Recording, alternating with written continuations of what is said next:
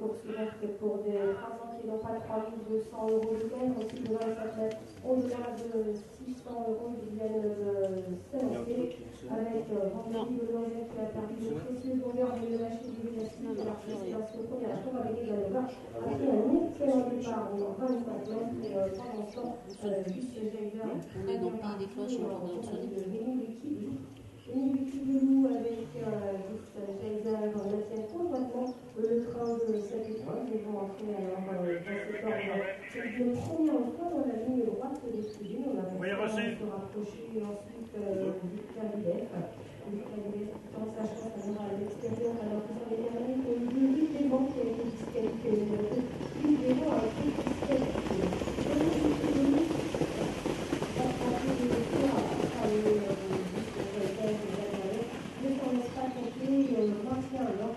Elle a fait la corde dans cette course en retrait, alors tente de revenir maintenant jusqu'à l'IDF.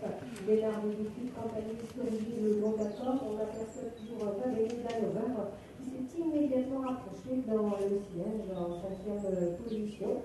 Alors que tenter de revenir à son tour ainsi que Ducaxello. En face, nous avons effectué à peine le premier kilomètre de course. On est toujours sous la compagnie de Denis Vittilou qui repart de plus belle au contrôle, mais cette fois, un concurrent tente d'accélérer l'allure et de s'emparer seul du contrôle, c'est Vice Geyser. Vice Geyser qui reprend alors la direction des opérations pour effectuer un nouveau passage. L'arrivée sera au 4e.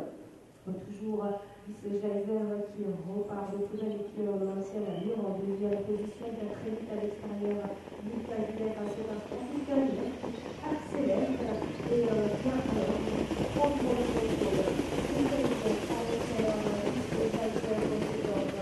Vice Geyser va tenter de surabattre dans son sillage toujours Ducaxello qui tente d'accélérer à l'extérieur et va devoir aller aussi surabattre dans le sillage de Valérie Danover. Toujours Lucalieff qui maintient seul le train de cette course à présent. Valérie Danover, cependant, on revient peu à peu. Ils ont terminé l'avant-dernier tour de ce parcours. Valérie Danover à l'extérieur, mais toujours le long de la corde de Lucalieff. Tandis que se rapproche vite que Ducaxello qui est maintenant en 4e position. À ses côtés, Vice Geyser.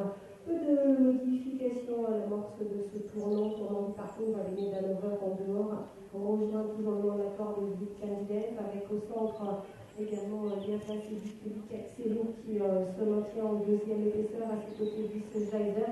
Ils sont dans cet ordre alors pour se diriger vers le dernier kilomètre à peine. Moins de millimètres toujours. Valérie Danover à ses côtés Vice Geyser.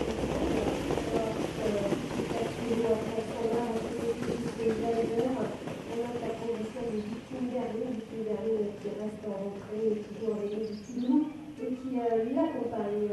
On les retrouve une dernière fois en face, moins de 700 mètres à parcourir et tente d'accélérer alors Valérie Danover à l'extérieur, tout en peut surprendre Ducaxello le long de la corde. Valérie Danover sollicité par son driver, mais Ducaxello répond à cette attaque.